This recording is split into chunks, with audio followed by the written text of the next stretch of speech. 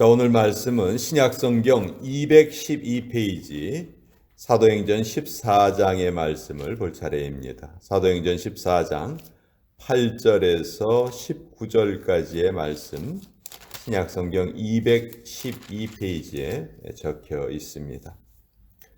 사도행전 14장 8절에서 19절까지의 말씀 같이 우리 읽도록 하겠습니다. 시작.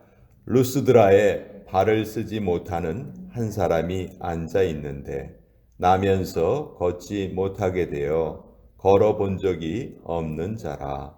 바울이 말하는 것을 듣거늘 바울이 주목하여 구원받을 만한 믿음이 그에게 있는 것을 보고 큰 소리로 이르되 내 발로 바로 일어서라 하니 그 사람이 일어나 걷는지라. 무리가 바울이 한 일을 보고 루가오니아 방언으로 소리질러 이르되 신들이 사람의 형상으로 우리 가운데 내려오셨다 하여 바나바는 제우스라 하고 바울은 그 중에 말하는 자이므로 헤르메스라 하더라. 시외 제우스 신당의 제사장이 소와 화환들을 가지고 대문 앞에 와서 무리와 함께 제사하고자 하니 두 사도 바나바와 바울이 듣고 옷을 찢고 무리 가운데 뛰어 들어가서 소리질러 이르되 여러분이여 어찌하여 이러한 일을 하느냐. 우리도 여러분과 같은 성정을 가진 사람이라. 여러분에게 복음을 전하는 것은 이런 헛된 일을 버리고 천지와 바다와 그 가운데 만물을 지으시고 살아계신 하나님께로 돌아오게 함이라. 하나님이 지나간 세대에는 모든 민족으로 자기들의 길들을 가게 방임하셨으나 그러나 자기를 증언하지 아니하신 것이 아니니 곧 여러분에게 하늘로부터 비를 내리시며 결실기를 주시는 선한 일을 하사 음식과 기쁨으로 여러분의 마음에 만족하게 하셨느니라 하고 이렇게 말하여 겨우 무리를 말려 자기들에게 제사를 못하게 하니라. 유대인들이 안디옥과 이고니온에서 와서 무리를 충동하니 그들이 돌로 바울을 쳐서 죽은 줄로 알고 시외로 끌어내치니라. 하나님의 말씀입니다. 아멘. 자, 사도행전 14장의 내용도 바울이 이제 1차 전도 여행 때 바나바와 함께 겪은 일입니다. 복음이 전파되는 곳에 얼마나 강력한 역사가 드러나고 또 그와 더불어 얼마나 큰 영적인 싸움이 있는지 우리에게 너무너무 잘 알려주는 그런 본문이에요. 저는 사도행전을 읽을 때마다 정말 새롭게 내가 예수님을 믿는 이 믿음이 너무너무 정말 최고의 선물이구나. 정말 가장 강력한 힘은 이 세상에서 믿음의 힘이구나 하는 것을 계속해서 느끼게 돼요. 그래서 좀 우리가 영적으로 좀 침체기에 빠져 있을 때에는 이 사도행전을 읽으면 다시 새롭게 그 힘이 솟아오르는 것을 느끼게 됩니다. 지금 바울이 1차 전도 여행 때는 바나바와 동행을 하죠. 그래서 바나바의 고향이었던 그 구브로 섬에 들렸다가 이제 바울의 고향인 터키 지방에 가서 전도를 하는데 터키 지방에서 가장 큰 도시가 비시디아 안디옥이라는 곳이었어요. 바울과 바나바를 파송한 안디옥 교회는 우리가 보통 수리아의 안디옥 이렇게 불러요. 왜냐하면 안디옥이라는 이름을 가진 도시가 여러 곳에 있었기 때문에 그것을 구별하기 위해서 수리아의 안디옥 그 교회에서 바울과 바나바를 이제 파송을 한 거예요. 그래서 이제 비시디아의 안디옥, 터키에 있는 안디옥이라는 도시에 가서 이제 복음을 전합니다. 근데 바울과 바나바는 한 곳에만 있지는 않았죠. 뭐 여러 곳을 다니고 싶은 마음도 있었고 또 한 가지 이유는 복음을 전하면요 어떤 사람들은 정말 열광적으로 그것을 받아들여요. 하나님의 역사가 막 크게 나타나는 거예요. 근데 또 반면에 그 복음을 듣기 싫어하는 그런 사람들이 또 무리를 충동해서 바울과 바나바를 계속 대적을 해요. 그러니까 한 곳에 오래 머무르기가 어려웠어요. 그래서 비시디아 안디옥에 있다가 이제 이고니온으로 이제 가게 됩니다. 근데 이고니온에 갔다가 또 거기서도 똑같은 그 상황을 맞이하게 되고 이제 이번에는 루스드라라는 곳으로 가게 됐어요. 다 뭐 그 비시디아의 안디옥이나 이고니온이나 루스드라나 다 터키에 있는 그런 지역의 이름이에요. 근데 이 루스드라에 갔을 때 오늘 이제 우리가 읽은 그 일들이 일어나는 거예요. 나면서부터 걷지 못하는 이 장애인을 바울과 바나바가 기적을 보여줘서 이를 고쳐내는 그런 모습이죠. 자, 9절에 보면 바울이 말하는 것을 듣거늘 바울이 주목하여 구원받을 만한 믿음이 그에게 있는 것을 보고 이 날 때부터 걷지 못하는 이 사람이 바울과 바나바가 전하는 예수님에 대한 이야기를 아주 열심히 듣는 거예요. 이렇게 복음이 전파될 때요, 이 받아들이는 모습을 보면 이 사람에게 지금 성령께서 역사하시는구나 하는 것을 그걸 알 수가 있는 경우가 있거든요. 바울이 이제 영적으로 아주 깊은 경험을 했던 사람이니까 바울이 그것을 알아차린 거예요. 그래서 그에게 기적을 일으킵니다. 10절에 보면 큰 소리로 이르되 네 발로 바로 일어서라. 그랬더니 그 사람이 일어나서 이제 걷는 거예요. 여러분 한번 생각해 보세요. 이게 뭐 보통 일이 아니잖아요. 이 루스드라 지역에 있는 사람들은 이 사람이 날 때부터 걷지 못하는 사람이라는 것을 다 알고 있는데 어느 날 갑자기 두 사람이 나타나서 예수님을 전하면서 이런 기적을 보여주는 거예요.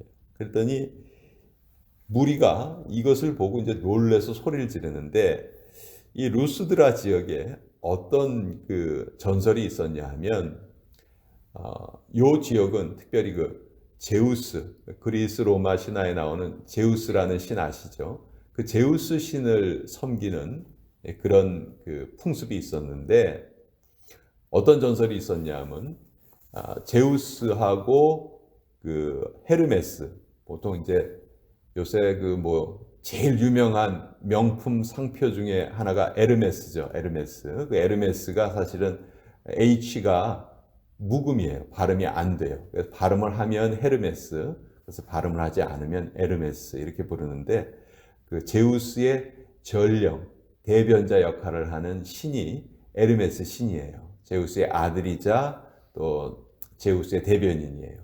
근데 어떤 신화가 있었냐면 이 제우스와 에르메스가 이 루스드라 지역에 내려왔는데 아주 가난한 사람 형상을 하고 내려온 거예요. 근데 루스드라 지역에 있는 사람들이 다 하나같이 그를 못 본 척했어요. 근데 단 한 부부, 노 부부만이 이 제우스와 에르메스가 사람으로 변장한 그 사람들을 잘 대접을 해줬다. 그랬더니 이제 제우스와 에르메스가 이제 화가 나서 그 부부를 제외하고 나머지 사람들을 전부 다 몰살시켰다, 죽여버렸다 하는 그런 전설이 이 루스드라 지역에는 계속 전해 내려왔었던 거예요. 근데 지금 바나바와 바울 두 사람이 딱 와서 기적을 행하니까 이 루스드라 지역에 있는 사람들이 그래, 바로 저 제우스와 에르메스가 다시 우리에게 나타났구나.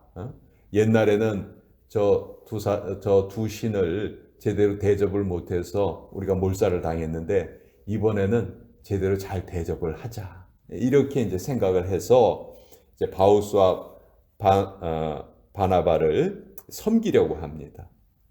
근데 재미있는 것은 12절에 보면 바나바는 제우스라 하고 바울은 그 중에 말하는 자이므로 에르메스라 하더라. 사실 누가 이 기적을 일으켰냐 하면요, 바울이 일으켰어요. 바나바는 지금 하는 행동이 별로 없습니다. 그냥 같이 동행하고 있을 뿐이에요. 근데 이상하게 기적을 진짜로 일으킨 바울을 에르메스라고 부르고 또 아무 일도 하지 않은 바나바를 제우스라고 칭해요. 이건 보면은 뭘 알 수 있냐면 이 외적인 모습이 아마 바나바가 좀 더 외모가 좀 나았던 것 같아요. 그 성경에 보면 바울이 그렇게 외모가 이렇게 좀 매력적인 외모가 아니다 그런 표현이 여러 번 나오죠. 그래서 이제 이런 그 행동을 하려고 하니까 처음에는 이 두 사도가 이게 도대체 뭔가 알아차리지를 못했어요. 왜냐하면 11절에 보면 바울이 한 일을 보고 루가오니아 방언으로 소리질러 이르되, 그러니까 그들만이 쓰는 그 지역의 말을 한 거예요. 그러니까 바울과 바나바가 그 지역 사람이 아니기 때문에 그것을 처음에 못 알아들은 거예요. 그런데 이제 13절에 보면 뭐 제사 드릴 준비를 다 해가지고 자기들을 찾아오니까 이제 14절 두 사도 바나바와 바울이 듣고 옷을 찢고 무리 가운데 뛰어들어가서 소리를 질렀다. 자, 유대인들이 옷을 찢는 그 경우는 어떤 경우죠? 아주 큰 슬픔을 나타낼 경우. 정말 이 일은 해서는 안 되는 일이다. 하나님 앞에 죄를 짓는 일이다. 그런 것을 표현할 때 옷을 찢는다고요. 그러니까 두 사도가 옷을 찢고 이제 이들을 말립니다. 우리가 이런 일을 행한 것은 여러분들이 하나님을 믿고 예수님을 믿게 하려고 이 일을 하는 거지, 우리는 결코 여러분들이 생각하는 그런 신이 아니다. 그리고 여러분들이 지금까지 섬겨왔던 신은 참신이 아니고 살아계신 하나님을 섬겨야 한다. 이것을 아주 강력하게 전하는 거예요. 16절에 보면 하나님이 지나간 세대에는 모든 민족으로 자기들의 길들을 가게 방임하셨으나, 예수님이 이 땅에 오시기 전에는 하나님이 각 민족에게 그냥 그들의 길을 가도록 허락하셨다는 거예요. 그렇지만 이제 예수님이 이 땅에 오셨기 때문에 그 예수님을 다 믿어야 한다 하는 것을 지금 바울이 말하고 있죠. 17절은 하나님의 일반 은총을 설명해 주시는 내용이에요. 그러나 자기를 증언하지 아니하신 것이 아니니. 자, 예수님이 오시기 전에도 사람들은 하나님을 알 수가 있었어요. 어떻게 알 수 있었냐면 곧 여러분에게 하늘로부터 비를 내리시며 결실기를 주시는 선한 일을 하사 음식과 기쁨으로 여러분의 마음에 만족하게 하셨느니라. 그러니까 예수님이 이 땅에 오시기 전에도 그 전에도 하나님께서 모든 사람들을 먹이셨잖아요. 모든 사람들이 살 수 있게 모든 삶의 여건들을 마련을 해 주셨잖아요. 그렇죠? 그것이 다 하나님께서 주신 선물이다. 이것이 이제 일반 은총이죠. 선인이나 악인에게나 비를 내리시고 햇빛을 비춰주시고. 그렇지만 그 일반 은총으로 우리가 살아갈 수는 없어요. 우리는 특별 은총을 받아야 하는데 그것이 예수님을 믿는 은총이 특별 은총이죠. 그래서 이 17절에는 일반 은총에 대한 설명이에요. 그래서 바울이 이제 이렇게 증거를 하고 예수님을 믿도록 복음을 전합니다. 근데 영적인 싸움이 얼마나 크게 일어나냐 하면 19절에 유대인들이 안디옥과 이고니온에서 와서 무리를 충동했다. 이 안디옥은 비시디아의 터키에 있는 안디옥이에요.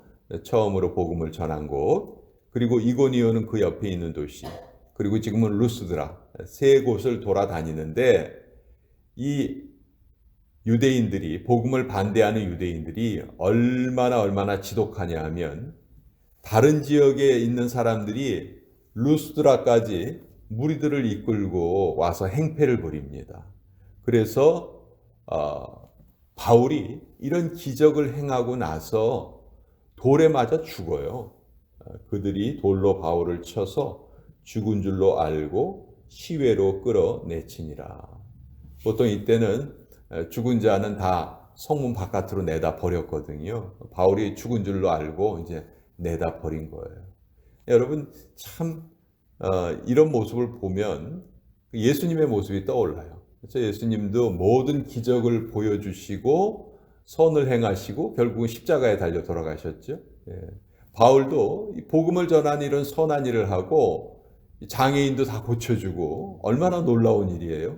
근데 돌아온 것은 돌에 맞아 죽는 것이었죠. 물론 죽은 것은 아니었어요. 그 다음날 다시 일어나는데 20절에 보면 더 놀라운 말이 적혀 있는데 제자들이 둘러섰을 때 바울이 일어나 그 성에 들어갔다가 이튿날 바나바와 함께 더베로 갔다. 예. 자기를 돌로 쳐서 죽인 그 사람들이 사는 그 성에 다시 들어갑니다. 보통 그냥 뒤도 돌아보지 않고 내가 이곳은 다시는 가지도 않겠다 이렇게 생각하기가 쉬운데 여기에서 바울이 어떤 사람인 거 우리 알 수가 있어요. 바울은 정말 보통 사람이 아니에요. 정말 하나님께서 쓰실 만한 그런 성품을 가지고 있는 사람이에요. 정말 복음을 위해서는 목숨을 아끼지 않고 일했던 사람. 그 바울을 통해서 복음이 이렇게 전 세계로 퍼져나가는 모습. 한때는 예수님을 가장 핍박했던 핍박자였지만 그 핍박자를 변화시키셔서 가장 큰 일꾼으로 쓰시는 하나님의 그 경륜과 하나님의 능력이 사도행전에 얼마나 잘 나타나 있는지 몰라요. 우리 역시 한때는 예수님을 모르는 사람이었고 반대했던 사람이었지만 이제 우리도 하나님의 은혜로 하나님을 전하는 그런 사람들이 되었기 때문에 이제 우리 역시 우리 각자 처한 상황에서 정말 하나님을 열심으로 섬기고 하나님께 기쁨을 드리기 위해서 살아가야 되겠다. 이 바울의 모습을 보면서 오늘 그런 것을 같이 한번 나누어 보았습니다.